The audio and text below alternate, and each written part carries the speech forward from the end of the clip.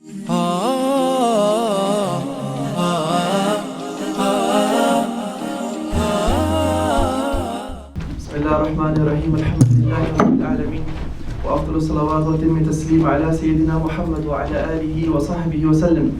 نويت التعلم والتعليم والتذكر والتذكير والنفع والانتفاع والإفادة والاستفادة والحث على التمسك بكتاب الله وسنة رسوله صلى الله عليه وسلم والدعاء إلى الهدى والدلالة على الخير ابتغاء وجه الله ومرضاته وقربه وثوابه سبحانه وتعالى. اللهم صل وسلم على سيدنا محمد مفتاح باب رحمة الله عدد ما في علم الله صلاة وسلاما دائما بدوام ملك الله وعلى آله وصحبه عدد كل ذرة ألف مرة. السلام عليكم ورحمة الله وبركاته.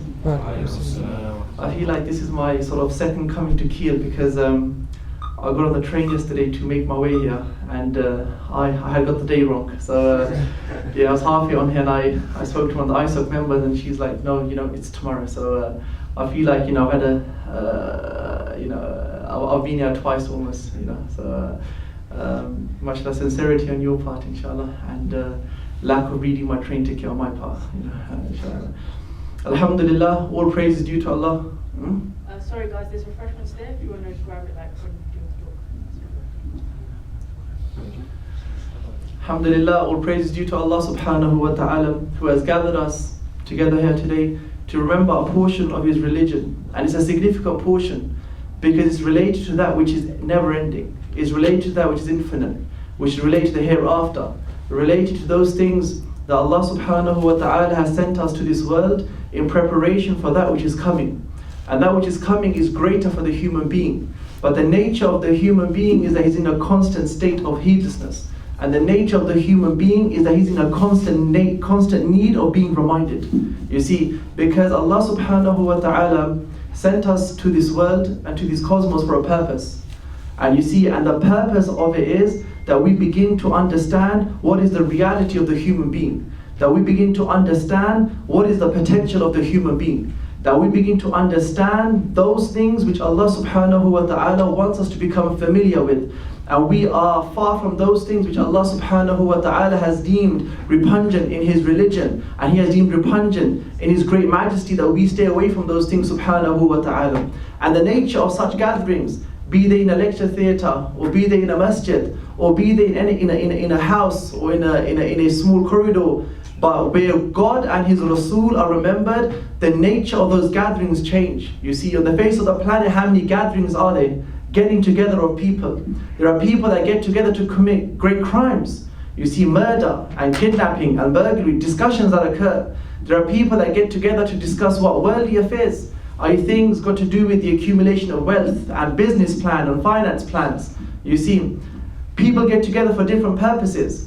And those who get together for the sake of Allah and His Rasul, even if it's just to hear the name Allah, or if it's just to hear the name Muhammad sallallahu alayhi wasallam, the nature of those gatherings, regardless of the people that are there, they change. You see, they don't become earthly gatherings. They don't become terrestrial gatherings, they become celestial in their nature. You see, because you're now connected to Allah subhanahu wa ta'ala and the Rasul sallallahu alayhi wa alihi wa sahbihi wa sallam. And it's the tradition of the Prophet sallallahu alayhi wa sallam that he asks Jalla fi'ula, and he is more knowledgeable. He asks the angels that my slaves have got together, what is the purpose that they have got together? And the angels respond by saying, Ya Rab, they've got together to remember you. Be that whatever topic it may be, but the ultimate purpose is Allah subhanahu wa ta'ala. You see, remembering God in the time that we're living in, where everything around us is telling us to forget God. Everything around us is telling us to forget Allah subhanahu wa ta'ala. And why is that important? And we'll come on to that inshallah ta'ala. And they respond by saying, Ya Rab, they've got together to ask, to remember you. You see, and the Prophet sallallahu alayhi wa sallam said, he said that towards the end of time, that holding on to your religion would be like holding on to hot coal. You see, to hold on to the religion of Allah and His Rasul, and the religion of all those great messengers that came before us, and those great civilizations of the companions and those that came before them. You see, it is going to be difficult to hold on to the religion of God subhanahu wa ta'ala. You see, likewise the Prophet sallallahu alayhi wa sallam said that Islam came as something strange. You see, when Islam came to the people of Makkah, it was abnormal. You see, what are you talking about that there's a God out there? Like, what are you talking about that we need to sacrifice our free time to worship this Lord that we cannot see, that we cannot comprehend almost? You see, what is this new thing that you've come up with? You see, so Islam came as something strange to the people of Makkah almost 1400 years ago, and it's going to return to being something strange. Like, what are you talking about? You're praying. What is prayer? I remember once that we were in A-levels, I was doing economics, and it was time for the Friday prayer. So I remember, my teacher, my economics teacher, bless him, he was a good guy. He used to say that, what's that rugby guy's player's name? Is it Wilkinson? Yeah. He goes, yeah, Wilkinson's God. He was an atheist. He was Wilkinson's God. So I remember I went for the Friday prayer, and I came back once, and he used to let us go. He was a good guy. And when I came back into the room, and he's like, Tariq, where have you been? I was like, I just went to pray the Friday prayer. He goes, oh, why do you pray for? Why do you waste your time? I'm like, that's a good point. Well, I don't know, why do I? He's like, but he goes, I don't understand, where's your God? I can't see your God. Where is he? Like, Johnny Wilkinson, I can see him, but where's your God? I can't see him. I was like, you know what, sir? I go, a blind person can't see color. Does that mean color doesn't exist? And I was like, also, sir, I was like, I can't see your brain. Did your brain exist? And everyone in the class said, sir hasn't got a brain, he hasn't got a brain. But my point being is that Islam is something that is strange now. Do you see the idea that we have to pray to something that we cannot see? And we're living in a world that tangible realities matter. I see, therefore I believe. You see, and that's against the human nature. You see, where the nature of the human being, classically and traditionally, were people that we weren't thinking on that very lowly level. You see, and so Islam came as something strange to the people of Makkah al-Mukarramah, in those blessed lands, many, many miles away. And it's going to return to being something strange, i.e. something which people are going to start finding weird. You see, it's more fashionable to be an Instagram celebrity. You see, it's more fashionable for me to sit in my room and make videos about how I do my hair every morning. You see, and I've got different patterns today. And it's more fashionable for me now to start rapping and making new lyrics. Talking about Trump and talking about this one, talking about that one, and you see, and I stick it on YouTube and I become an instant celebrity overnight. You see, the nature of the beast and the times that we're living in is this instantaneous nature of gratification. The gratification of what? Of publicity. The gratification of being known to people. Some of the greatest human beings that walked this planet were people that were unknown to other people, but they were known to the Lord of people. They were unknown amongst the public and amongst those great, the TV channels and the news channels and your big brothers and the rest of it. But by God, they were known to Allah subhanahu wa ta'ala. They were in those who were in the middle of the night that they're crying to their Lord subhanahu wa ta'ala. They are those that when they prostrate, they desire nothing more than Allah subhanahu wa ta'ala. Normal people walking amongst us, talking, studying, getting degrees, but their hearts are not connected to the world that we're in and as we see it. But there are people whose hearts are connected to the higher realm. You see, beyond what the eye sees. They believe, what's the Quran start with? الَّذِينَ يُؤْمِنُونَ بِالْغَيْبِ. You see, before Allah subhanahu wa ta'ala starts talking about salah and it being fard upon us, or He starts talking about zakah and it being obligatory upon us, or hajj and these other great lofty matters of the religion that are designed to be the rectification of the human being. That's the nature of anything which descends from the heavens, is descended by the Lord and the Creator subhanahu wa ta'ala. He knows what's in the best interest of the human being. That's the nature of being the Lord and the Creator of something. You see, before Steve Jobs passed away, if we had any Apple problems, we'd go to Jobs, right? He'd be the best man to answer our questions. You see, He's produced that technology and that software. And likewise, and Allah subhanahu wa ta'ala is beyond examples, but my point being is that Allah subhanahu wa ta'ala is the creator of every single human being on the face of this planet. He's the creator of every single insect crawling on the face of this planet subhanahu wa ta'ala. He's the creator of every single thing that we see and that we don't see. Bacteria and the life, He is the creator, Jalla fi'ula. He knows what's in the interest of the human being. You see, and so he revealed these great concepts that are in our religion, and they're going to be ultimately for the rectification of the human being. And they say that if the people of the Gulf regions in the Muslim world, that if every single person was just to give the zakat that was applicable for them, you not give anything extra. We're not asking you to give up your Ferraris and your Porsches. You see, just give up what's obligatory upon you to give up, your 2.5%. There wouldn't be a single person in the Middle East that's poor.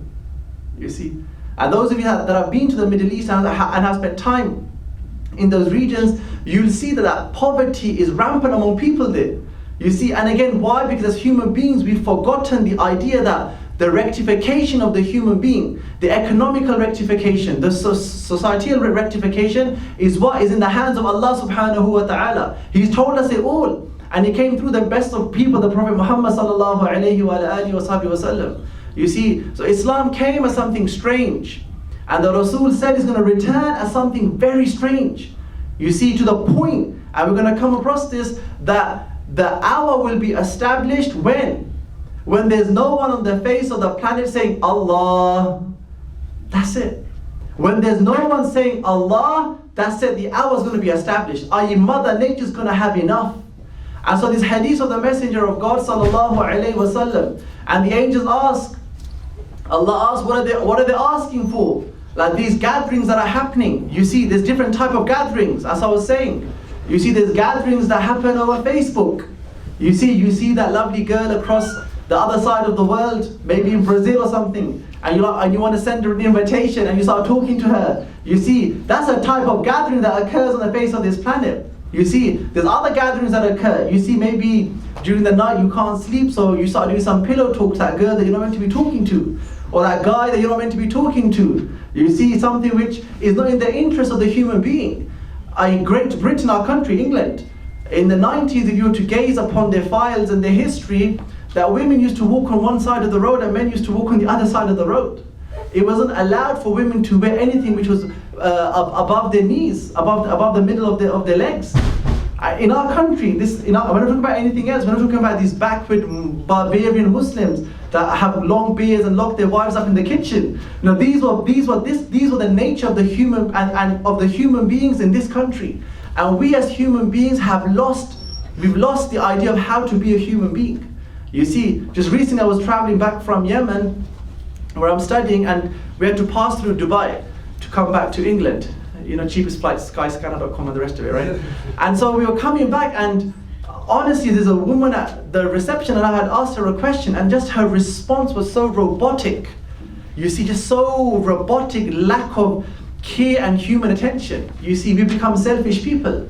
And so many gatherings occur, you see, and no gatherings are equal. You see, the one where Allah and His Rasul are being mentioned is impossible. It's impossible that it's the same as those gatherings that I've just mentioned. You see, and so Allah asks His angels, what are they asking for? You see, what are they asking for? And they go, Ya Rab, they're asking for Jannah.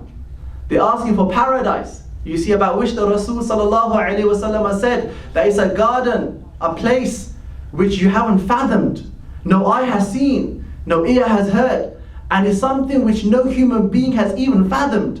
Yes, there are people in the world today, and they want to create a Jannah for us on earth. You see, instantaneous gratification, as we were mentioning before. The idea that we can build towns based upon biblical verses or Quranic verses. You see, the idea that we can make great cities and great gardens and sort of distract human beings from what Allah subhanahu wa ta'ala has promised them. You see, that which is something which the human being hasn't even fathomed.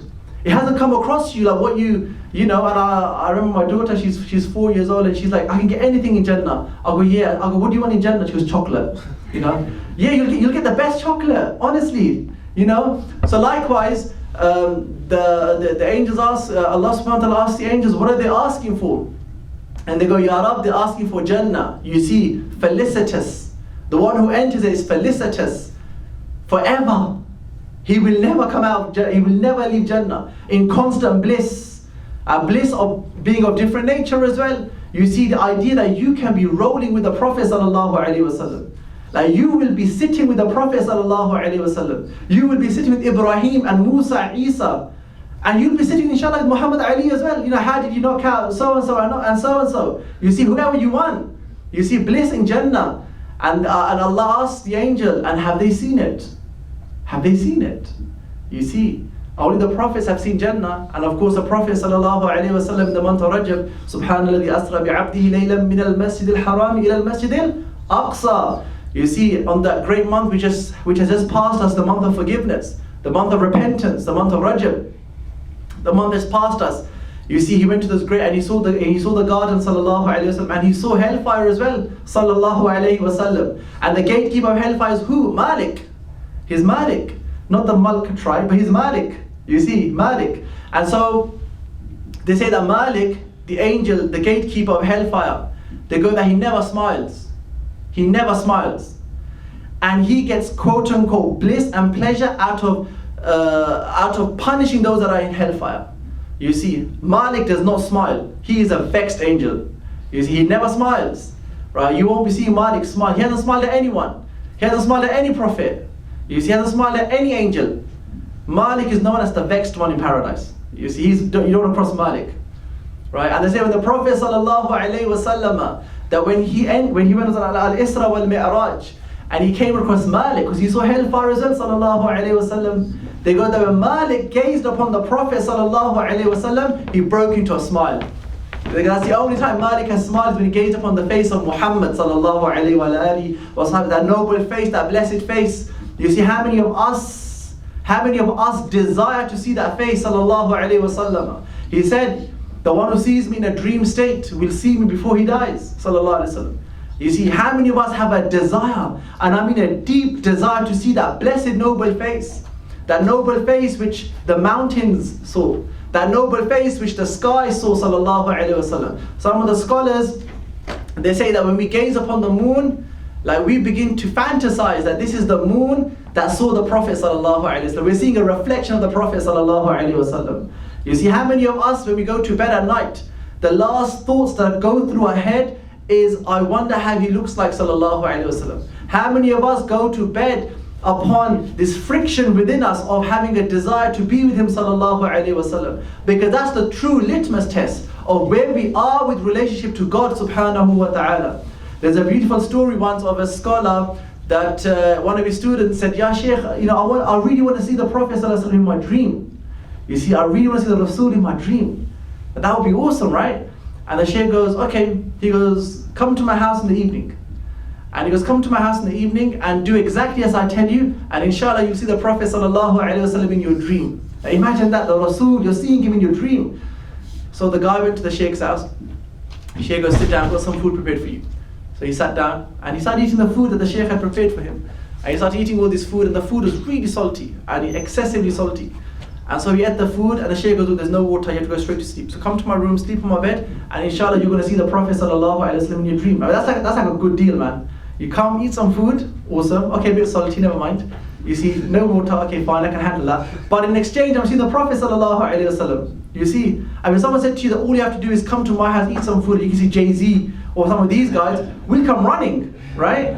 So he goes, Tariq, he goes, okay, he ate the food, he went to the bedroom, and he lay down on the Shaykh's bed, right? And so he was tossing and turning. And what is he thinking? He's thinking, oh man, I need water. Because the food was salty and this guy was burning up, he wanted water. So he's tossing and turning, it's like just even a sip, a small sip. And in this state, he falls asleep. He falls asleep, right? So in his dream, he's literally at this river and he's drinking jugs of water, freezing cold water. And he is, mashallah, tabarakallah, like awesome dream, right? He wakes up in the morning and he's very upset.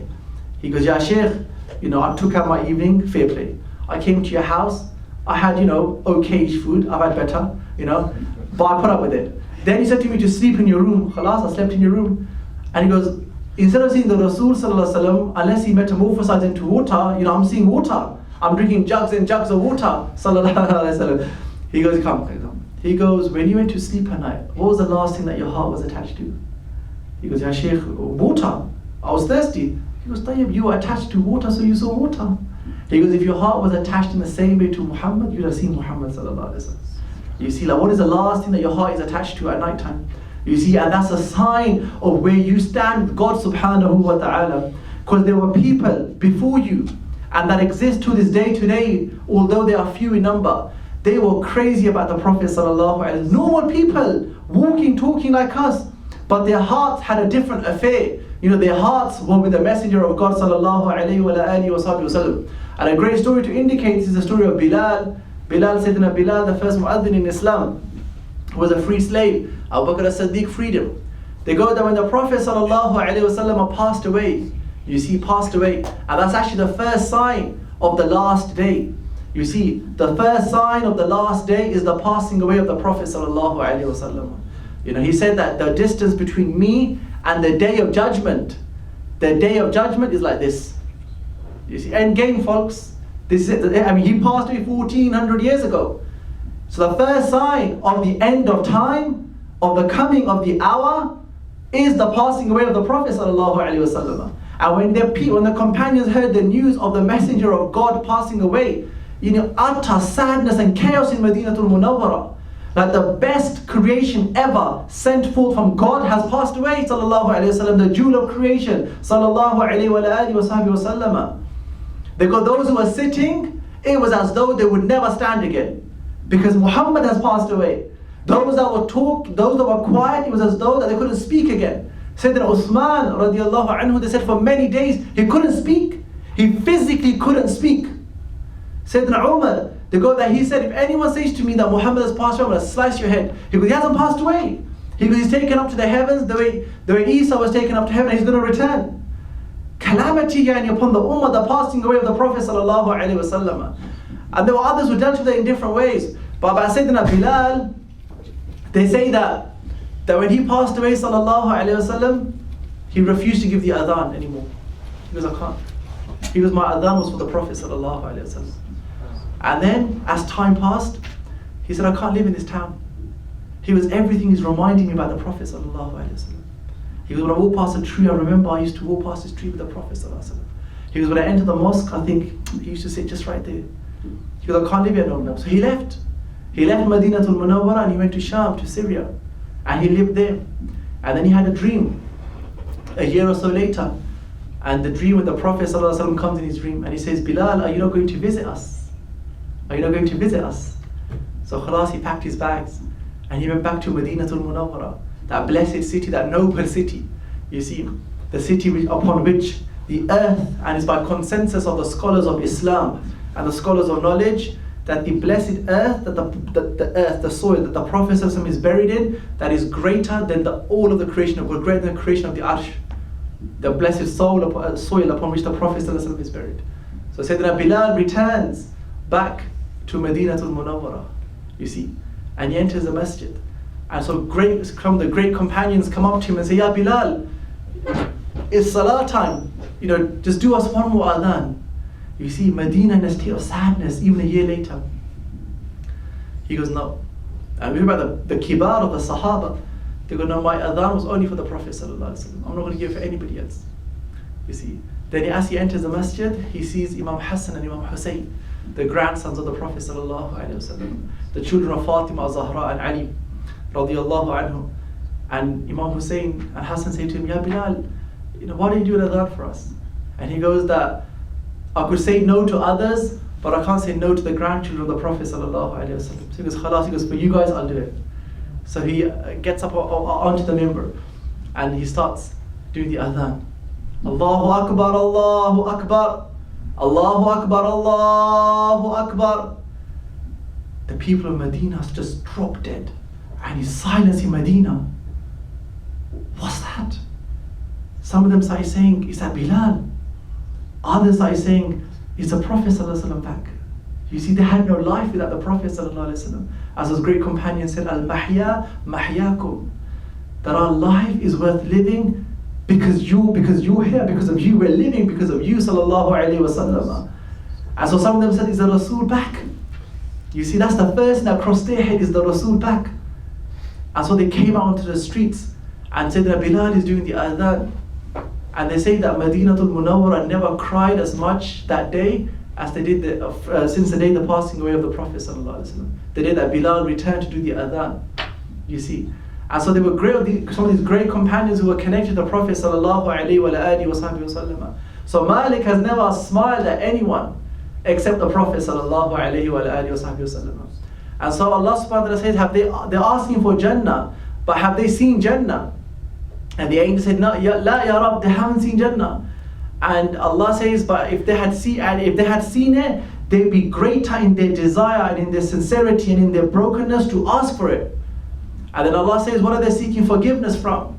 And they go, Ya Rab, they're seeking forgiveness from the blazing fire. The blazing fire. And Allah says, and have they seen it? They go, Ya Rab, they haven't seen it. And for if they had seen it, they would be greater and in more sincere and more deep in their seeking refuge from it. You see. And so then Allah subhanahu wa ta'ala says to the angels, that those that have gathered for this, are you seeking paradise? And that's what we're here for, right? Ultimately, Allahumma inna nas'aluka ridaka wal jannah wa na'udhu bika min sakhatika wal nar. Oh Allah, we've gathered what? To seek your pleasure and to seek your Jannah and to seek protection from your fire. And then Allah subhanahu wa ta'ala says to the angels that tell them that I have forgiven them, that I have forgiven every single one of them. You see, that's the nature of the gatherings which are attached to Allah subhanahu wa ta'ala. That those that attend it, that they are felicitous, they will be successful. You see, and so that's the nature of some of the times that we're living in, that the Prophet ﷺ said that Islam came as something strange and is going to return back to being a strange affair. You see, and every single one of us has to start analyzing the sort of lives that we're living and the sort of things that our hearts are attached to and the sort of things which motivate us as human beings. You see, the Prophet ﷺ said in another tradition, he said to his companions, what do you say about a time will come upon human beings that the truth will be seen as lies and lies will be seen as truth. You see, a time will come upon human beings that lies will be seen upon as truth and truth will be seen as lies. We're living in a time now where people can, especially people that are involved in politics and such things, that they're lying. They're outright lying. But it's seen as the truth. And those that are speaking the truth, they're seen as being liars. They're seen as being liars. And so it's imperative upon every single one of us that we start realigning our thoughts and our hearts to those things which are befitting for a believer to be aligned to. You see, that is befitting for someone who's from the ummah of the Prophet ﷺ to be aligned to. You see, there's a tradition, and those that are aligned to such teachings of the Prophet ﷺ, they have a great affair with Allah subhanahu wa ta'ala. There's a hadith, a tradition that those that got martyred in the Battle of Uhud, the great battle that occurred in Islam after the Battle of Badr, there was a second battle, the Battle of Uhud. And they say that obviously many of the companions of the Prophet ﷺ got martyred in that battle. They say that about 40-50 years later, a great flood afflicted that region of Uhud.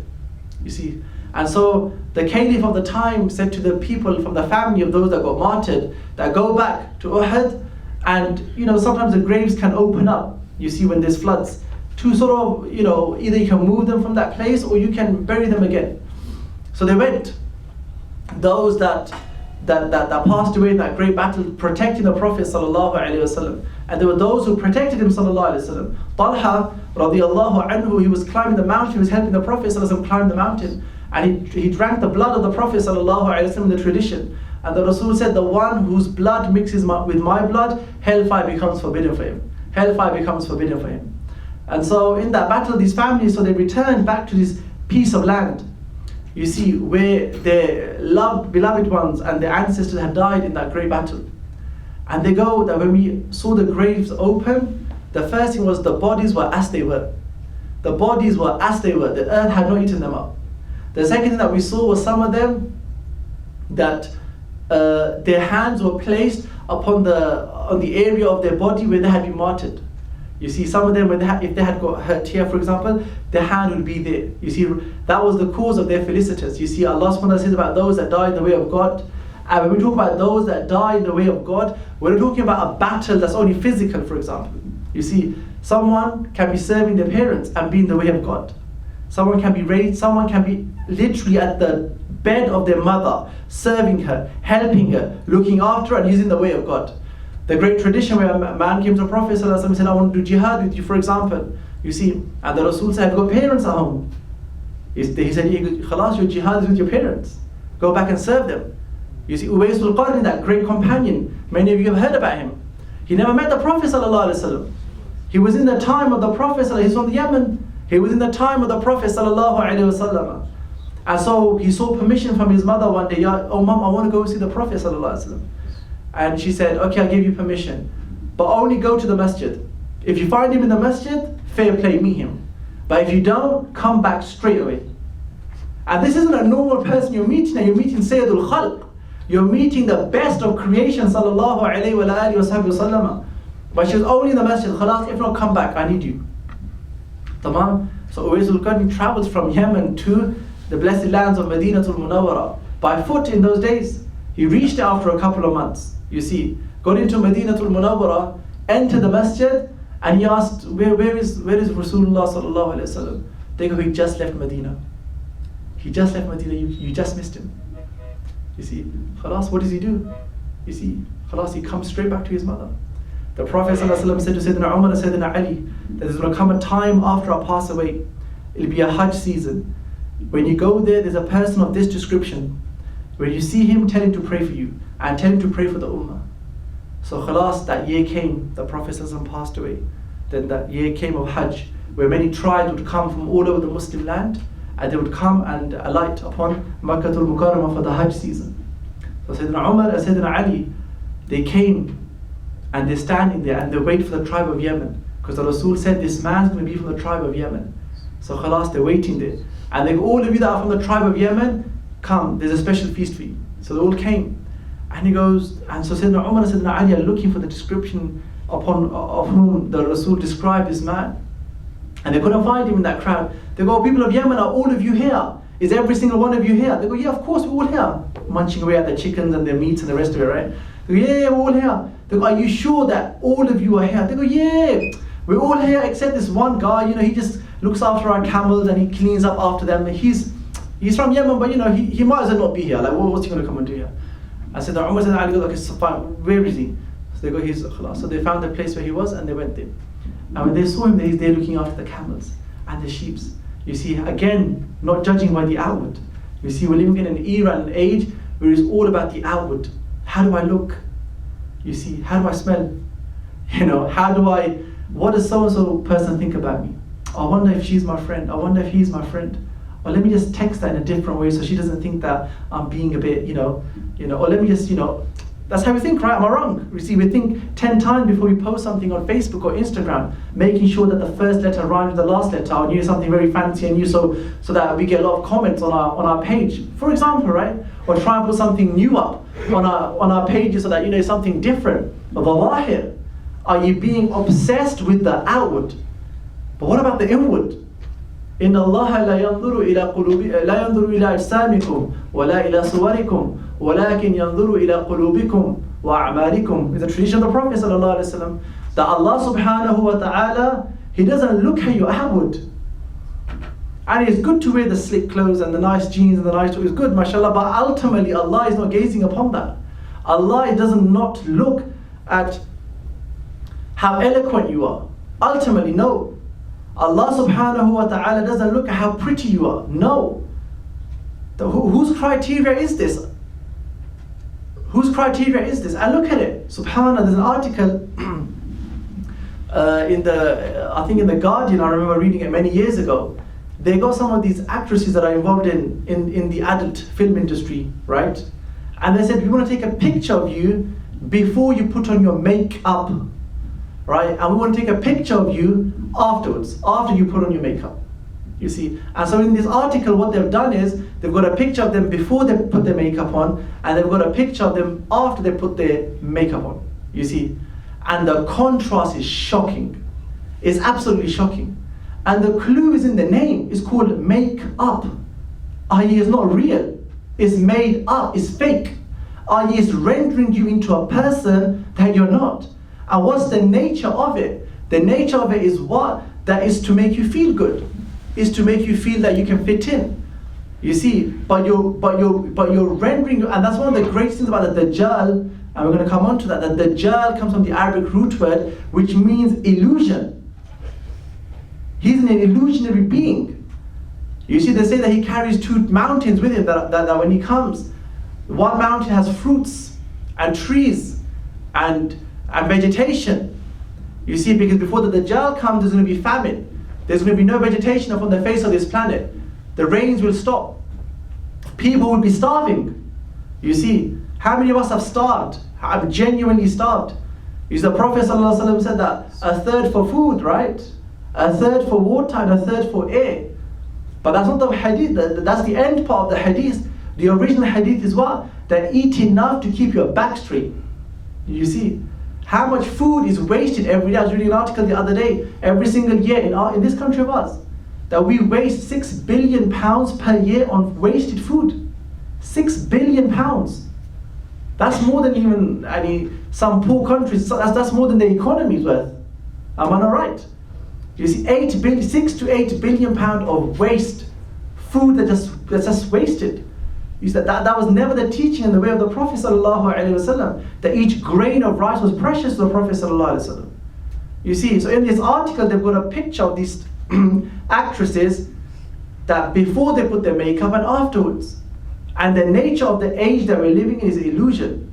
So those people that gaze upon them think, oh wow, I want to be like her. Or many people that are now addicted to porn, for example. Absolutely addicted. Every single day they have to watch porn.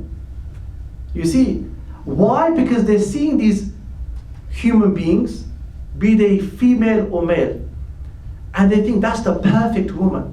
She has to look like that. But my friend, she's fake. That's not her. That's not her. Because if you were to see a picture of her in reality, she's very different. And so they say that on the day of judgment, Dunya is going to come in its true form. You see, not in this illusionary form. It's going to come in its true form. And it's going to take with it those that follow it straight to the pits of hellfire. You see my point? And so, we were talking about, how do we go to this? I always do this, right? I always digress and I forget the original point. The old Yemeni man. Yes. Right, oh my God, how do we get there to there, right? Okay. That's a pretty long bridge. Okay. So Khalas ibn Umar. So yeah, an insignificant human being. A human being that if you were to see him, we wouldn't give him a glance. Some of the most amazing human beings that I've come across in my time in the Middle East and even in this country, and some of those people that you just know they're connected to God. Normal people. And there are people that ordinarily society thinks they just, they're a bit weird. Why they're weird? They don't talk too much, okay? They're a bit quiet all the time. You see, the sickness of our age is about commenting and having opinions. The Prophet ﷺ was silent most of the time. He was quiet, ﷺ. This idea that we have to talk and we have to have an opinion. And she's a bit weird because she doesn't talk that much. Or he's a bit like, I don't know about him. There's a tradition that go to those that are quiet because wisdom descends upon them. And get away from those that talk too much. Like talking too much is not a good sign. Astaghfirullah, a bit like me now, right? It's not a good sign. Don't talk too much. You see. And so the nature of the gathering of the Prophet ﷺ is that they never spoke much. You see, they never spoke much. And so Sayyidina Umar and Sayyidina Ali come up to this man, and he doesn't think anything of himself. Nothing special. You see, they say that if you think you're something special, know that with Allah subhanahu wa ta'ala you're not special. And when you think you're insignificant, you're worth nothing, you're worthless, that you're worth something with Allah subhanahu wa ta'ala.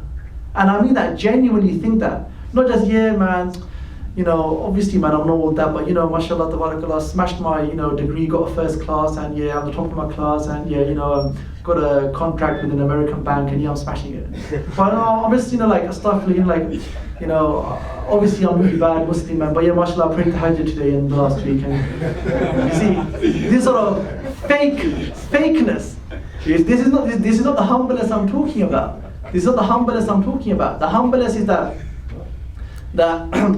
you are constantly broken in front of Allah subhanahu wa ta'ala. Yeah, you're constantly broken. Are you with people? But with Allah subhanahu wa ta'ala you have an affair. You said that's a state of the heart. It is not an outward thing. It has nothing to do with the outward. You see, and we have to get away from that. If we want to be safe from the time that we're in, we have to become people that have no concern with the zawahir. We have no concern about the outward. If we do, then we're going to play into this game that's going to occur at the end of time, the times that we're in. And so they go up to say this man, and they say, are you from, Assalamu alaikum, are you from Yemen? And he's like, yeah, he goes, yeah, I'm from Yemen, Not even like looking up at them, almost just busy doing what he's doing. Yeah, I'm from Yemen. They go, are you from such and such a tribe? He goes, yeah, I'm from that tribe. They go, are you from this village? They go, yeah, because the Rasul told him he's from this town, this country, he's from this tribe, he's from this, he told him everything, sallallahu alaihi wasallam.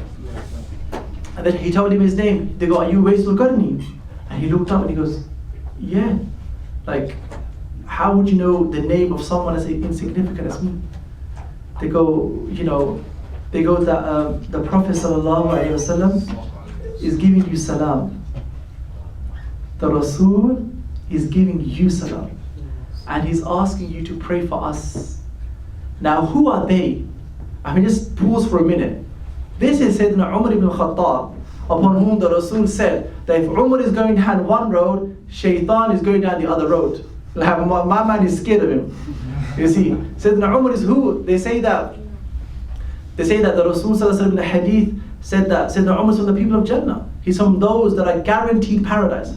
In the tradition that comes, the Rasul mentions 10 of his companions. Amongst them Abu Bakr as-Siddiq, amongst them Umar ibn Khattab, Uthman, Sayyidina Ali, Abdul Rahman ibn Auf, Sa'ad ibn Abi Waqqas, and others that he mentioned sallallahu alaihi wasallam in the hadith, that they're in Jannah, guaranteed paradise by the Prophet sallallahu alaihi wasallam. Guaranteed. You see, that's not a 5-year guarantee, and then when you call them and you say my washing machine's broken, they're like, yeah, but you done it. This is a guarantee by the tongue of who? A guarantee by the tongue of Muhammad sallallahu alayhi wasallam, a tongue that doesn't lie, sallallahu alayhi wa alihi wa sallam. Sayyidina Ali again guaranteed paradise by the Prophet sallallahu alayhi wasallam. Sayyidina Ali, who married the daughter of the Prophet sallallahu alayhi wa sallam, Fatima Zahra. And so they said the Rasul is giving you salam and he's asking you to pray for us. And he's asking you to pray for the ummah. And what was Sayyidina Uwais al-Qarni's reaction? And what was his reaction? He goes, the Rasul remembered me. They go, yeah, he remembered you. They go, he actually mentioned my name. They go, yeah, he mentioned your name. He starts crying. He just starts crying. And he couldn't get over the fact that the Rasul mentioned his name. And the fact that the Rasul is giving him salam. And they go, Sayyidina Umar, Sayyidina Ali started crying as well. And he goes to them, get away from me. He goes, I want to be alone. You see, I want to be alone. So then he came into Madinatul Munawwara, and he was in prostration in Masjid Nabawi. And he's in prostration for a very long time. And so when the companions go there, let's go to him, like, maybe something's happened to him or something. So they go to him, and they sort of said, are you okay? And he looked up and he said, I had sought forgiveness from my Lord for half of the ummah. And if you hadn't disturbed me, I would have sought forgiveness for the other half of the ummah. Inshallah, make us amongst the half that are forgiven, inshallah. But you see, insignificant human being, not known amongst people. You see, not known amongst people. Some of the people of, who have taken this on board a bit too much, maybe you could say, but again, it's to highlight that they're not concerned about what others think about them. You see, we have to flee from this thought about being concerned about others and being concerned about the outward. They go that some of them would be up all night praying. Some of the people of God, and they exist in our time. Wallahi, they exist in our time. They go that the whole night they will be praying, standing in front of the Lord, crying, asking for forgiveness, asking for Jannah, asking for closeness to the Prophet ﷺ. And they will lay down the right hand side, they're thinking about the Prophet ﷺ. Then they lay down the left hand side, can't sleep, tossing and turning the whole night. They go that they will pray the whole night, and then in the morning they would come on the roads with empty alcohol bottles. Empty alcohol vodka bottles and the rest of it. And they would usually walk around with alcohol bottles wearing sort of very, normal clothes. And everyone would think, look at those people, they're just drunkards, they drink alcohol, they're not good people. And they would do it on purpose. Why? So people thought that, these are not good, and the whole night they worship with the Lord subhanahu wa ta'ala. Now I'm not saying that you guys need to start going to the bar now, buying a couple of bottles and emptying them out, saying, bro, yeah man, check this out. But in your head, I'm whacking out the rak'at at night time. No, But my point being, is an example to highlight something, which is what? That we need to get beyond the outward and just the frivolous nature of how we live our lives. You see this constant referencing to what? The outward, the dhawahir. Something that especially the sisters and women in general, that they've got a greater jihad in this. You see, they've got a greater battle in this. You see, because we're living in a time now that, especially the things like hijab, for example, and other things that are sort of covering the beauty of a person, there's a great war going on that at the moment. You see, we were, so one of our friends was saying to us that he wanted to take his children to a water area in a Muslim country. So they just play under the water, right, in a Muslim country. And they went to the gate, and the guy said to them, he was a foreigner, and he said, no, they can't come in, they have to wear swimwear or the right type of clothing. He goes, but I don't want them to wear swimwear, I want them to wear something which is appropriate, right, that covers them. He goes, I want clothes for them to wear that's suitable for swimming. He goes, no, they have to wear swimwear. He goes, look, I prefer, they go, no, they have to. He said to them, look, these people that are wearing, what they're wearing, he goes, that's their choice, they're free to wear that. And that's something as Muslims that we need to understand as well. There has to be a balance. There has to be a balance in our understanding of the religion. There has to be a balance. Right now, many of us are reading and probably, the propaganda machines are firing it up and the rest of it about ISIS and about the type of crimes that they're committing. That we need to be clear in our head that the things that those people are doing has nothing to do with this religion, aslan. Anyone that has studied the religion for even 5 seconds knows that what those people are doing has nothing to do with the religion, if they exist and if it's happening, right? But if it's happening and if it exists, then we have to be people that say that no, that is completely wrong. You see, when Abu Bakr as-Siddiq, when he was his caliphate, and he sent the army of Usama to go and fight the Persians, what did he say? He gave them, this is Abu Bakr as-Siddiq. No one knows the Prophet better than Abu Bakr as-Siddiq, right? We can all concur upon that. What did he say to them? These are people that were fighting the Muslims, and they wanted to cause harm to the Muslims. He didn't say, kill whoever comes in front of your way. Slaughter them in the worst way possible. Don't show them any respect and dignity as a human being. Did he say that? Our books are full of these examples. He said, don't cut a tree. What did he say? Don't cut a tree unless there's a need. Do not harm any of their animals. Don't harm them. You see, he said, do not harm their women. Do not harm the elderly people. Do not harm those that come with peace. This is a religion of Islam. You see, so we have to be balanced in our understanding. We don't take from these nutters, all they're nutters. I actually think they have a medical condition. They're not right in their head, honestly. And it's like we're siding with those that are against them and fight them. No, we have our understanding. The Prophet ﷺ left Islam for us clear cut. There's no confusion. And we're living in an age of confusion. Everything around you is designed to confuse you. What is your role as a British Muslim? These are weird questions that are popping up everywhere. What sort of clothes do I have to wear? What sort of beard do I need to have? Does it have to be slick like this, a bit wider, a fist, 2 fists, 10 fists? What sort of hijab do I have to wear? Does it have to be like the hair showing at the front, half and half, take it fully off, match my shoes, whatever? You see, all these sort of ridiculous questions that has nothing to do with anything. You see, the Prophet left us something clear. We don't judge anyone.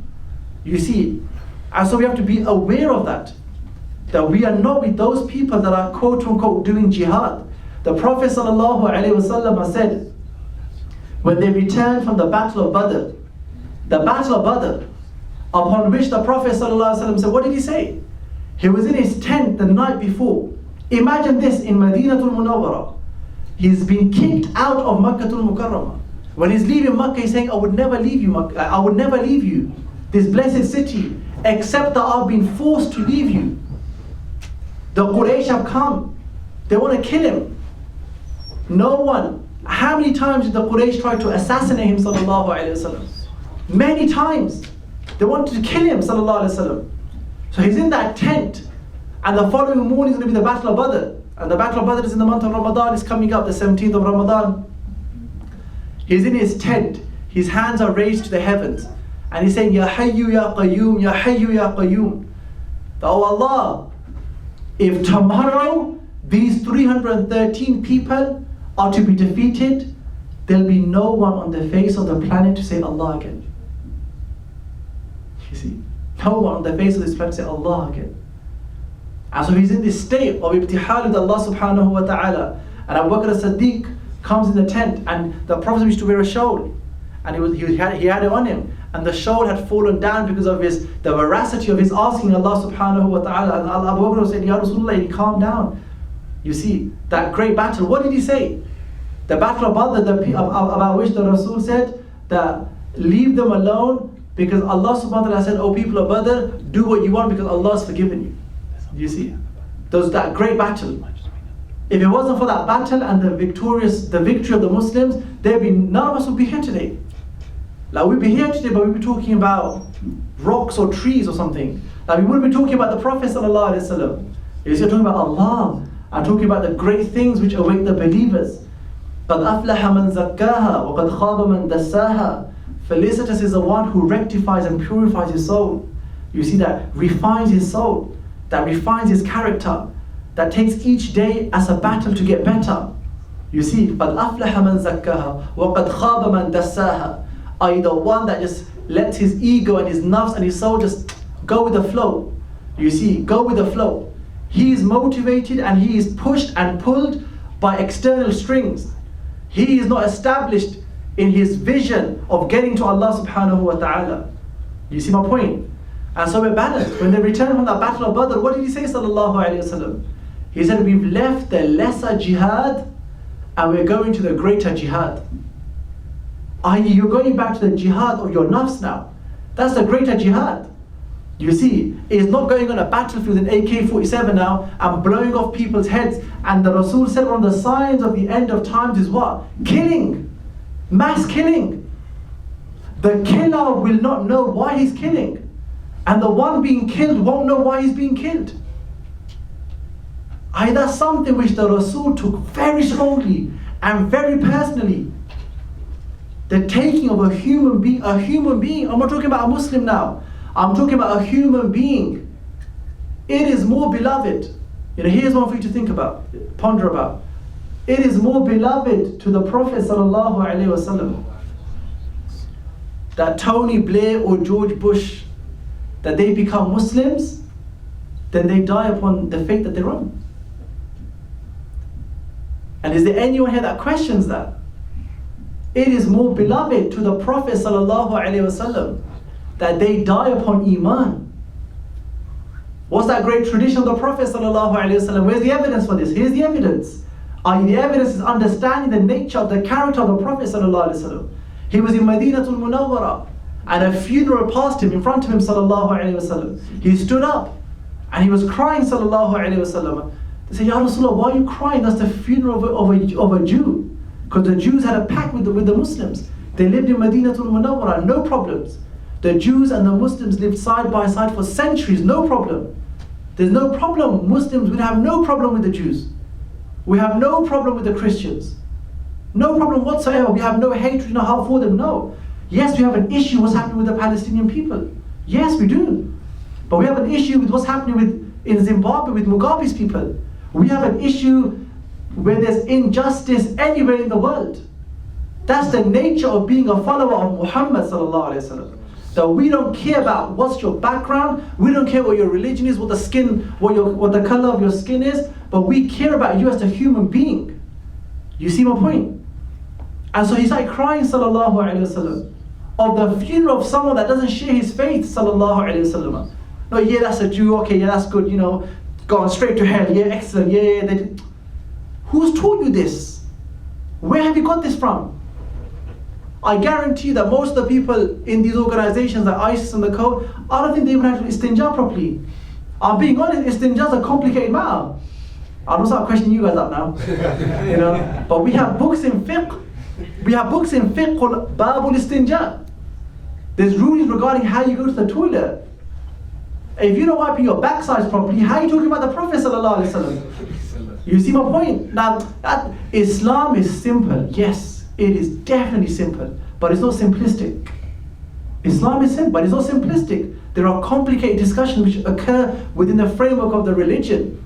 And if you haven't got the background for it, then, I'm sorry to use this, shut up. Be quiet. Why are you talking about something which you have no knowledge about? You see, if someone that's very close to you, that's one of your beloved, either your wife or your mother, or your sister, or your brother, or a nephew, or a niece, or whoever, someone that's precious to you, and they're involved in a serious accident or something happens to them, and they require urgent surgery to to save their life, and your best friend is sitting next to you. He's like, bro, don't worry, I'll do the operation, no problem. But he's your best friend. Someone that you share something with, you see, or someone that you go out with. He goes, no, I'll do it, don't worry about it. You'd be like, no way, give me the number for the best surgeon in the world, I want to go to him. Am I not right? Why? Because that surgeon has the ahliya, he has the ability and the aptitude to deal with the situation at hand. Do you get me? It's not a simple case of opening up a plaster and sticking on the wound and that's it, game over. It's a bit more complicated than that. Yes, that's what the surgeon is ultimately doing. He's ultimately sewing it up and sticking a plaster on it. But it's not the same as you sticking a plaster on it. Do you see my point? And Islam is the same. If you've got the knowledge and you've studied properly, and the way that classically it was studied, not this modern way of, yeah, a bit of, sharegoogle.com, what's the ruling on killing Jews? Google search. Yeah, bro, go for it. They're harming the Muslims, definitely. You see? And yeah, we laugh about it. Why? Because it's stupid. It is. It's stupid. But the point is, there's people in this country that are doing that. So yes, we're against injustice wherever it happens. You see, anywhere in the world. We're not talking on behalf of the government or anyone, no. In fact, the opposite. We have great issues with what many of the world's governments are doing. Definitely. But as Muslims, we're not confused.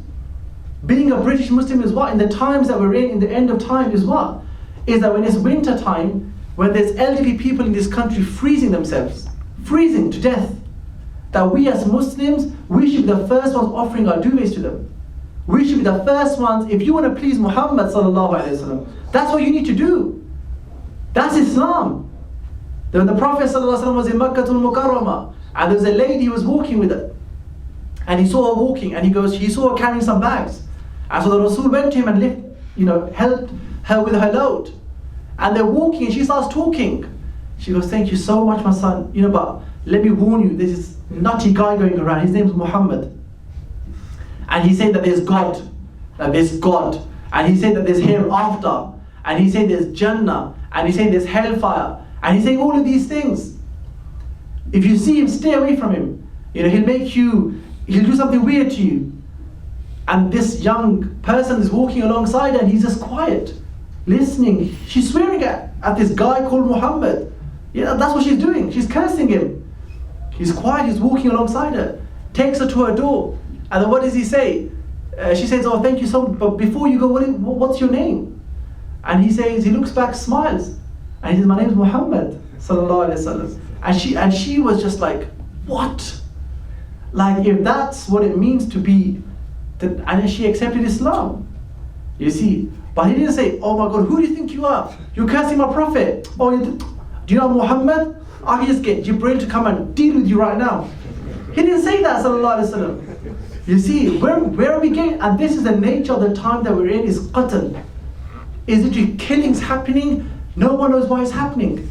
Just recently a guy in Westminster going there carrying knives. What are you doing? Like, what sort of understanding is that? Like, who are you going to go and kill? As though it's a small thing. It's a small thing in your sick head, but with Allah subhanahu wa ta'ala it's a great affair. It may well be the one that you're killing is in paradise, and the one you're somewhere else. Wa na'udhu billah. And so when the Prophet ﷺ returned from the Battle of Badr, he said, we're leaving the greater jihad, the lesser jihad, and we're going for the greater jihad. Sallallahu alaihi wasallam. There's a hadith here, I want to read it to you, inshallah. The Prophet sallallahu alaihi wasallam said that لا تقوم الساعة حتى يقبض العلم وتكثر الزلازل ويتقارب الزمان وتظهر الفتن ويكثر الحرج وهو القتل. A hadith narrated by Bukhari.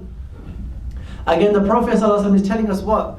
That the hour will not be established, you see, except that knowledge will be taken from people. Knowledge will be taken from people, you see. And that's the time that we're living in.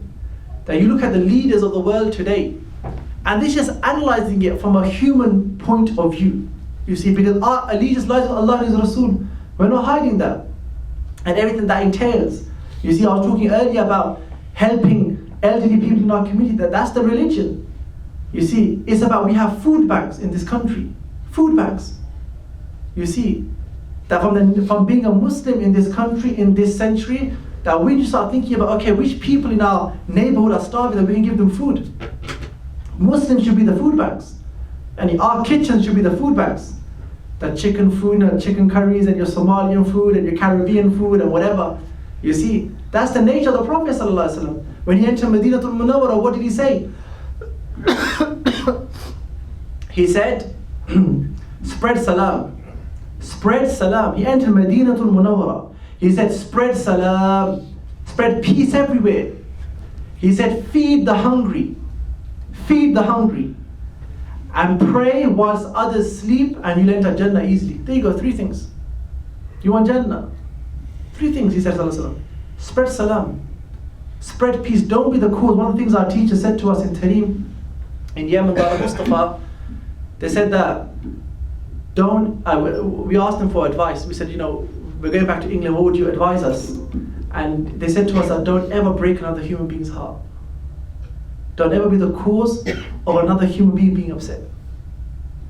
And that's the nature of the people that we've sat with, those great people that are the inheritors of the prophets and the inheritors of the Rasul sallallahu alaihi wasallam. That they're the most softest of people. Softest of people. They sleep very little. One of those great scholars, he said, for 37 years I haven't slept. Whenever I turn to my right, I see paradise. When I turn to my left, I see hellfire. How can I sleep? There are people alive today that I've met and sat with. They sleep every 2 days. They sleep every 2 days. And they're not just sort of chilling, playing PlayStation the other 2 days, or Xbox or FIFA, 2018, and one's Pogba and one's something else, and one's Ibrahimovic and the rest of it. No. They are serious people. You see, they're in the worship of God, they're serving people. And that's the greatest thing you can do. One of our teachers said to us that the greatest way to reach God is to serve people. Do khidmah of people. You see, mashallah, tabarakallah, some of you bringing the food to the talk is a khidmah. Setting up the dodgy mic is a khidmah. You see, recording the lecture is a khidmah. You see, these are not small things that you're doing. These are great things. Some of you have got exams coming up, but you've come to hear, not a talk, but you've come to hear some words of the Prophet sallallahu alaihi wasallam. That's a khidmah. That's a great thing. And so some of our teachers, they don't sleep for 2 days. You see, I'm not saying stop sleeping now, right? What I'm saying is that there's an ambition, there's a goal. You see, we shouldn't be people that are flimsy in our religion. That we're serious people. Yes, we can have a joke and we can have a laugh, definitely. But at the same time, we're serious, we're focused. We're not confused. We're not taken by slogans. We're not confused by silly questions. Our ambition and our goal is Allah and His Rasul. That's it. Allah and His Rasul. We want to die and we want to see the Prophet sallallahu alaihi wasallam. That's it, man. We want to die and we want to see the Prophet sallallahu alaihi wasallam. What does the Quran say? In Surah Al-Waqi'ah, فَأَمَّا إِن كَانَ مِنَ الْمُقَرَّبِينَ. Right? And I'll tell you a story. It's a true story. Somebody told me this, right? Whether they want to believe it or not is a different issue. But in terms of theology and from the realms of possibility, it's possible. There's nothing to stop this from happening. But it was in 2007 or 2008 in Burnley. Is Burnley far from here? Or I'll be very honest with you, I don't actually know where I am. I don't know how far up I can't be honest with you. But is Burnley close by or?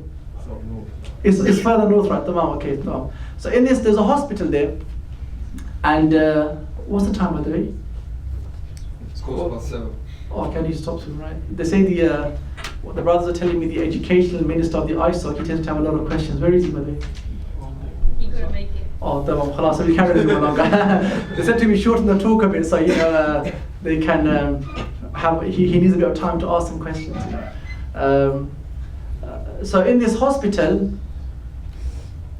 this guy, a Muslim, he enters it, and the doctors he overhears one of the doctors saying to a patient that you've got terminal cancer, and in a couple of hours you're going to be dying, right?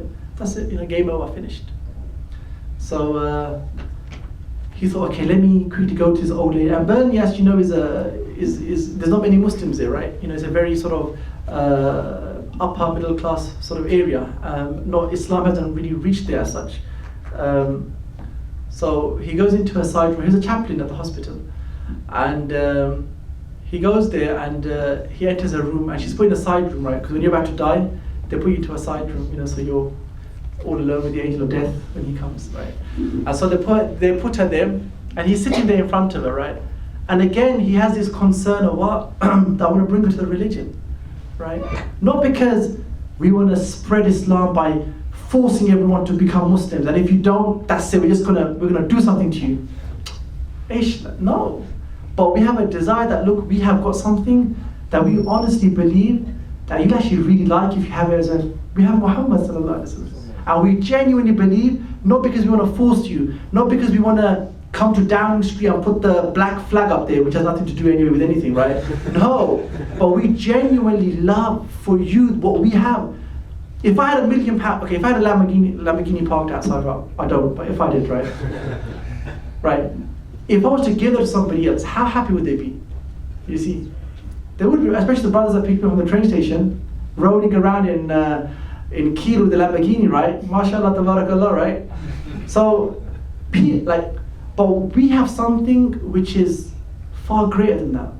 You see, we have something that's been given to us, or that we've acquired either by becoming Muslim or the rest of it, that we want every single person just to know about. Because honestly, that if they knew about the Prophet ﷺ the way they should know about him, they would have no issue with him. No issue with him. No, they wouldn't say, oh, Islam, something that harms women, they have no regards for women. Where do you get this from? The wife of the Prophet ﷺ was a businesswoman. She was a multi-million-pound businesswoman. So the Khadija, like if you were to equate her incomings to the times that we're in, she's a multi-millionaire, billionaire, we would say. She was extremely wealthy. So come and tell me one hadith that Rasul said to me, okay, that's it, fine, khalas, back in the kitchen, you're not going out, no tijara, nothing. What do you think you're doing? Haram, haram, haram. Put the black thing on over your head, cover everything, and khalas. Where is it? There isn't. You see, the first university built in the world was built by a Muslim woman. Right? These are realities. Right? So he enters the room, and how long do I have left? ISOC leaders, committee members? 5 minutes. 5 minutes, yeah? Okay, so just wave at me when it's 5 minutes, inshallah. So he enters this room, and he says to her, look, before you go, and in the footsteps of the Prophet sallallahu alaihi wasallam, that when this funeral of the Jew passed him, he started crying, sallallahu alaihi wasallam, as I was saying, and that's the funeral of a Jew, Ya Rasulullah. He said that it's a soul that slipped out of my hand and that has entered hellfire. See, that was his concern, sallallahu alaihi wasallam. You see, real human, like, how many of us have that? You see, that's his concern. He goes, I am like a person that you want to fall off a cliff, and I'm trying to pull you back, but you're insisting on falling off the edge of the cliff, sallallahu alaihi wasallam. So he enters this room and he goes to this old lady, before you go, the doctors have told you that you're going to die. In a couple of hours you're going to die, and you've got terminal cancer. But before you go, I just want to tell you something. I'm not forcing you or anything, but there's a man who came many centuries ago. His name was Muhammad sallallahu alaihi wasallam. He was someone that was always smiling, that he was someone that was gentle, that he was someone that his company would be completely relaxed around him, that he was the best human being that walked on the face of this planet. Those that were around him are the greatest human beings in the history of humankind. No one can touch them, no one can reach them. And he's going on and in a beautiful way. He's explaining to her about the religion of Islam. And she's staring back at him, old lady in her 90s. And she speaks and she says, I don't need you to tell me about Muhammad. He's like, what do you mean? You heard about him before? She goes, no. I haven't heard about Islam ever before in my whole life. So he goes, how do you know about Muhammad then? She goes, he's been sitting in my room for the last couple of hours. He's been sitting in my room for the last couple of hours. He's the soul of the Prophet sallallahu alaihi wasallam. And that's the reality of the things. We don't know how things will end. We don't know how people's endings will happen. We don't know how people will leave this world. And Surah Al-Waqi'ah is a beautiful example where Allah subhanahu wa ta'ala illustrates this for us. وَأَنْتُمْ حِينَئِذٍ تَنْظُرُونَ وَنَحْنُ أَقْرَبُ إِلَيْهِ مِنْكُمْ وَلَكِنْ لَا تُبْصِرُونَ. Allah subhanahu wa ta'ala says, at that moment, and we've been there maybe with our family members, when everyone's around the bed, you see, and you've been told that your grandfather or someone's going to pass away now, and you can see his breathing decreasing. You see, his breathing becoming heavier, and that's your beloved person, your champion, someone that you spent your whole life with, and they're leaving you now. That's it. 20, 30, 40, 50 years, 60 years, 70 years. Just in Luton the other day, where I'm from, a father of 42 years old, 42. He's got another 20, 30, 40 years of his life to live here. He complained of a toothache. So he went to the doctors, the dentist, and the dentist removed the tooth and said, you've got cancer in your mouth. Right? His life's absolutely fine. 3 beautiful kids, wife, house, car, everything. Everything which the system demands from us. But it's not God's system ultimately, you see my point? It's a system that, yes, we have to go through. We have to go through uni, we have to get good jobs, but that's all in the outward. Inward, we're with Allah. And nothing, we're not distracted by anything. So they gave him an appointment for 5 weeks' time to begin the treatment of his cancer, and within 3 weeks he's dead. 3 weeks, 21 days. A father of 3 who's got kids at home, a wife, family, car, house, ambition to reach something, become, gone. 3 weeks of a simple toothache. You see, what does Allah say? وَأَنْتُمْ حِينَئِذٍ تَنْظُرُونَ. At that moment, when you're looking at your person, your beloved, and his breathing is decreasing, all your aunties and uncles have come round.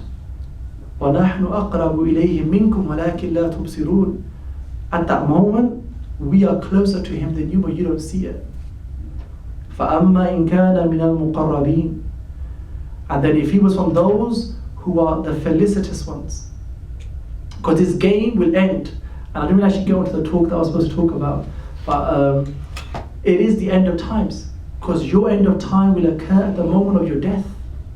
You see, the Prophet ﷺ said that I don't put food in my mouth except that before I swallow it, I think Allah will take my soul.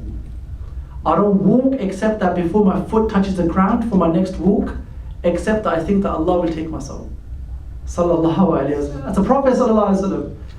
And so this game will end in these 3 categories.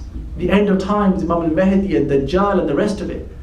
For every single one of us, our personal ending is very near. We don't know. Some of us may stand from this gathering and game over. Gone. Sometimes I'm scared who's gonna sort of delete my Facebook account because I know the passwords, right? But gone, game finished. So this game will end in 3 categories. And Allah illustrates it to us in the Quran. فَأَمَّا إِنْ كَانَ مِنَ الْمُقَرَّبِينَ فَرَوْهُ وَرَيْحَانٌ وَجَنَّةُ نَعِيمٍ. The first type of person is the one that when his soul gets taken out of his body, right? When it's ripped out of his soul, his body, all he sees is what? The angels. He sees the Prophet sallallahu alaihi wasallam. And in fact, he says to the angels, get out of my way, where is Muhammad and his crowd? They say that Bilal that I mentioned earlier, when he returned back to Damascus in Syria, and his death came, his wife is crying around him, because they know he's going to die now. He goes, why are you crying? She goes, because you're going to go now, and I'm going to miss you, right? You're leaving me now. He goes, why are you crying? Tomorrow, I'm meeting Muhammad and his people. Sallallahu alaihi wasallam. Oh, you want to die and go with Muhammad sallallahu alaihi wasallam. What are you crying about? I know how I live my life. I was the mu'adhin of the Rasul sallallahu alaihi wasallam. Khalas, yani I'm with Muhammad wa hizbu. So Allah says that those that when they die and they're in this state, their life, they live being attached to Allah, broken in front of Allah, in love with Allah. فَرَوْهُ وَرِيحَانٌ وَجَنَّةُ نَعِيمٍ. And they will be in Jannah, with the greatest, highest realms of Jannah. وَأَمَّا إِنْ كَانَ مِنْ أَصْحَابِ الْيَمِينِ. The second category. And then the people of the right, i.e. people of the right, the people of who done good in their life. They weren't your A-star students. They weren't your first class students. But they were second class, they your B grade, your C grades. But they said people of Jannah, they passed, they scraped through. وَأَمَّا إِنْ كَانَ مِنْ أَصْحَابِ الْيَمِينِ فَسَلَامٌ لَكَ مِنْ أَصْحَابِ الْيَمِينِ. Allah says, may peace be to the people who have just sort of scraped through. And then there's a third category, and may Allah protect us from it. وَأَمَّا إِنْ كَانَ مِنَ الْمُكَذِّبِينَ الضَّالِّينَ فَنُزُلٌ مِّنْ حَمِيمٍ وَتَصْلِيَةُ جَحِيمٍ. Allah says, and then the third type of people, when that soul gets taken and you're gazing upon that person, if it's a wretched soul, it's a soul that had no concern with Allah and His Rasul.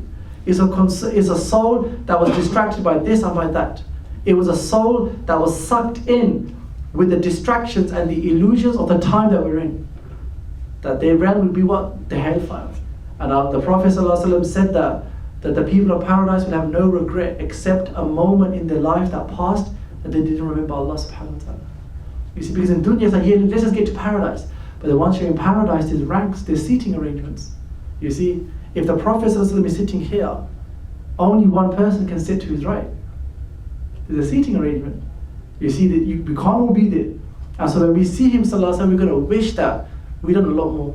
So inshallah, we end the talk that, may Allah subhanahu wa ta'ala, bless all of you that are here. Inshallah, bless everyone in the university as well. And then may Allah subhanahu wa ta'ala make you successful in your exams.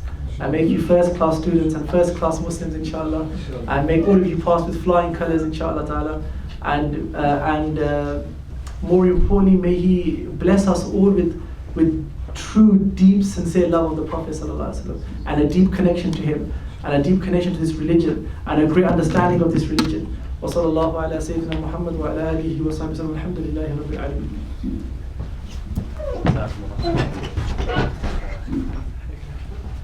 Jazakallah khair, Brother Tariq, for that wonderful talk, inshallah. I hope everyone, inshallah, took something away from that. I know I certainly did, alhamdulillah.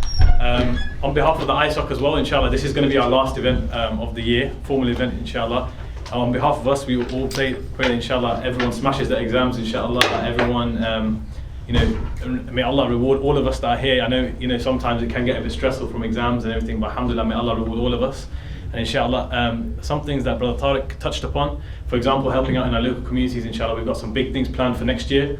We've got some things like the Believe in the Good campaign, where we will be going out, inshallah, into food banks, into all kinds of these different things, that helping out in the local communities, doing litter picks and things like that. So inshallah, we do have things in the pipeline. Inshallah, if you have any suggestions, please feel free to let me or any one of the committee know. And inshallah, we've got a small donation box at the back if anyone wants to donate, inshallah. But inshallah, that's all from us. Inshallah, we pray, inshallah, you smash exams and you have a beautiful Ramadan, inshallah, and make the best use of the Ramadan, inshallah. And I'm just going to end on a final point, that quite often the Muslim Ummah, we're concerned about the day of Qiyamah, the end of time, the end of time itself, and we're concerned about, it's fascinating to learn about the day end, the last day, and to learn about the signs of the last day. But one thing Brother Tariq touched upon, I think is something very important, is that the likelihood is that's not going to be our last day. Our last day ends when we finish in this earth. So inshallah, let's all take that into account, that let's be concerned about our last day, and are we ready to go right now? If we forget about the end of days for now, are we ready about our last day? As Brother Tariq mentioned, our last day could be at any time. And inshallah, I pray inshallah that we're all prepared for it, and we all inshallah end up in Jannat al-Firdaus together. Inshallah, the refreshments at the back, and like I said, there's a charity box. But Jazakallah khair. Assalamu alaikum wa rahmatullahi wa barakatuh.